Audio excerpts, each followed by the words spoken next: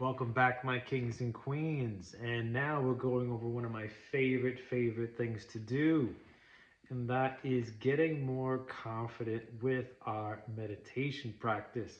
Now, I know even the word meditation can evoke memories of failure, dare I say, maybe feelings of anxiety, like some people they wonder why they have so much difficulty with meditating.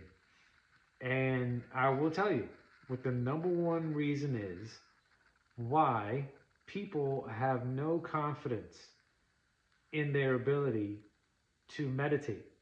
And it's very simple. Most people fear sitting in silence, without question. People fear sitting in silence. The problem with sitting in silence, the problem when there is no one there to hold your hand in the silence, it could be very overwhelming for people. That moment when you sit and you say to yourself, I want to give this meditation thing a try. And you sit and you find yourself this nice, cushy, comfortable pillow to sit on.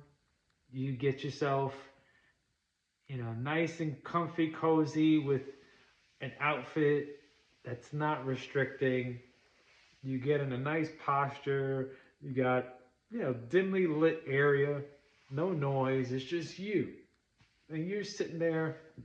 I tell you, people sit, and as soon as they try to turn their brain off, that's when the thoughts start coming, you know? And it isn't until you're sitting with these thoughts in complete silence that you actually start to hear and feel the thoughts.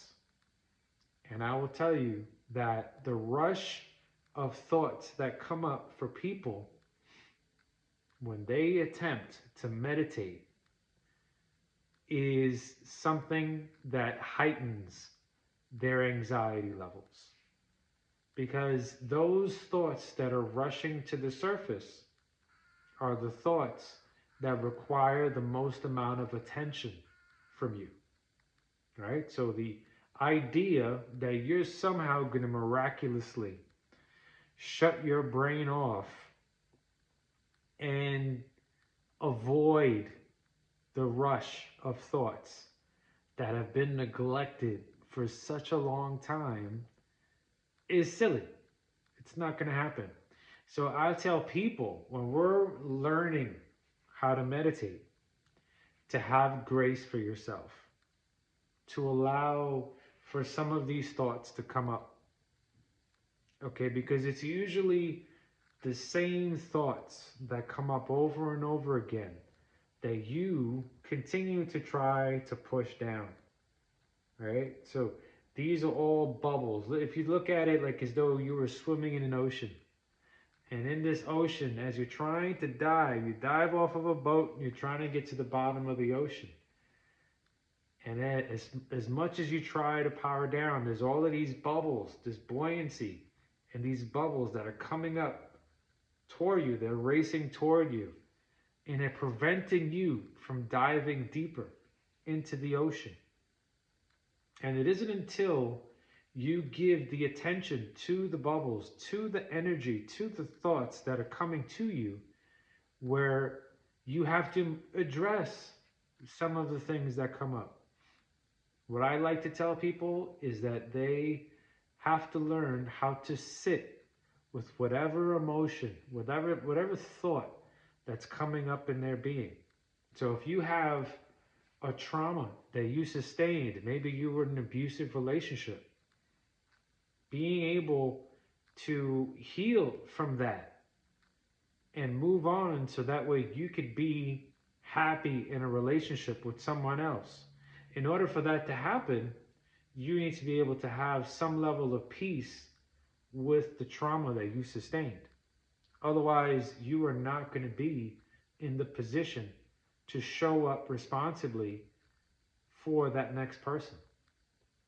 So part of it is you being able to sit with some of the most difficult parts of that situation and see and feel and do that self inventory, check in on yourself while you're pulling up these very difficult emotions, right? And being able to sit with that long enough and often enough so that way your body begins to release the energy that's attached to those emotions.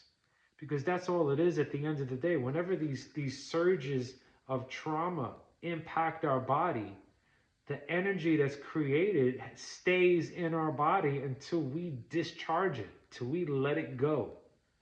Right? Like when people tell you, oh, you gotta let that go. Yeah, they're partly right. Eventually, right? When we're sitting with a really painful, traumatic moment in our life, it's crucial for us to pull up that moment and to process, allow our body to process everything that happened. Okay, what happened in that moment? And we're going to refrain from any judgment. We're going to refrain from any judgment. Okay, and this, as we get into the alchemical portion of the program, the third tier, okay, which is a much more hands-on tier, then this is when we become experts in how to do this. Okay, but for right now, we need to have some level of peace knowing that these thoughts are going to come up. And you just look at them, you acknowledge them. The same way you would a friend that's been trying to get your attention for a long time, right? There's a buddy of yours that's been trying to call you. He's been trying to reach out to you, and you know you got to connect with them, but you haven't had the time. So they're gonna keep bothering you, keep pestering you until you make time for that person. Okay, I want you to use that analogy when you have a thought that comes up, and you're like, "Wow, that's that same thought that keeps coming up, and I keep pushing it back down." Allow that thought to be seen and heard the same way you want that friend to be seen and heard. Okay, you give them the benefit of the doubt, and you got to do the same thing for your thoughts, and you have to honor them, right? And then eventually, what winds up happening, those thoughts are seen and heard, and the energy that's attached to them dissipates. Okay, and then it frees you up. It frees you up for the next thought. And this becomes a process. This is a process, and we're digging. We're getting deeper and deeper into that ocean. And as the deeper we get, right, the more we learn about ourselves, the more at ease we are, the more centered we are in the most chaotic of moments. Okay, so you don't get to that point unless you've done your number of meditations. You've done dozens, hundreds of meditations, thousands of meditations. Then you get to the point where you are no longer fearful of sitting in silence by yourself. Once you're able to have the confidence to meet some of these really difficult moments that you've been trying to push down into your subconscious. Once we push those thoughts down that are always trying to come up every chance they get, they wind up sticking into our body. They have to go somewhere, right? So sometimes it goes into our heart, right? It gets pulled into our lungs. We get thoughts that get pulled into our guts. They impact our solar plexus. They impact our self confidence, and we'll get into the anatomy of our chakra system in course number 2. But for now, it's just important for us to understand that the same way when we're in the gym, that if we want to see our body change, we need to be consistent. All right? You are never going to gain confidence in yourself until you invest enough in yourself to be consistent, all right? Not necessarily financially investing, but investing your time and your energy into whatever it is that you want to get better at. So if it's the gym, if it's working out, you need to be at the gym, okay? A certain amount, 3, 4, 5 times a week. When you are able to get through really difficult moments, when you're able to meet the obstacles that come in your way and attempt to derail you, when you are able to overcome these obstacles and reinsert yourself back on the path of where you wanted to be and where you wanted to go, this is when you become more resilient. Resilience is so crucial to the accomplishment of any long term goal. And meditation is no different. You're going to have days where you surprise yourself. You're going to have days where you sit there and the first thought that comes up makes you want to cry. And you may say to yourself, oh my God, this is the most uncomfortable feeling that I've ever felt. And that's okay. And that's a win. That is one of the bigger wins. You just made a connection. That there's a thought that you had lingering in your body that needed to be seen and heard. And because you were able to release that energy that was connected to the sadness that you felt, now you're not as angry as you were before. You're not as angry. You have literally reduced your stress levels. You have pulled and let go of energy that is no longer blocking you. Okay? And now you freed yourself up to welcome in the things, the energy that you do want. This is how we create space for ourselves. This is how we heal ourselves. And again, we're going to get deeper into this in the alchemy section of our course.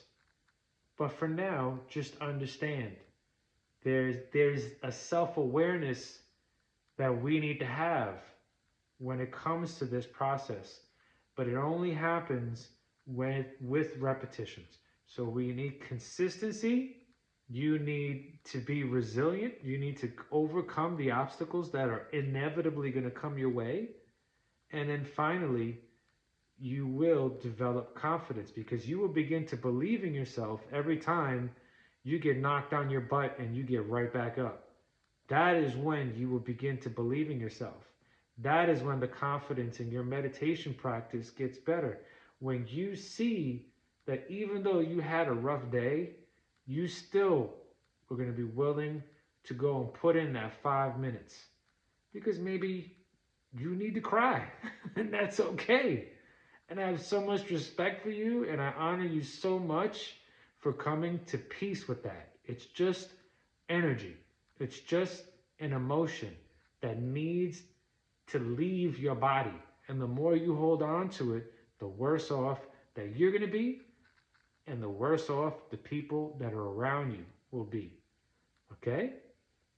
After this video, I want you to go and I want you to do that first meditation. And I want you to rewind and maybe go back and pay close attention to how you should respond once those thoughts start coming up. Okay? And I want you to make note. Maybe take some time to journal a little bit and ask yourself, what are the top 2 to 3 thoughts that come up every time I try to sit down and meditate? Those are going to be the things that you have to work on, right? I believe in you. I know it's hard, but I believe in you. I'm here for you. I love you very much. Okay? I will see you again very soon.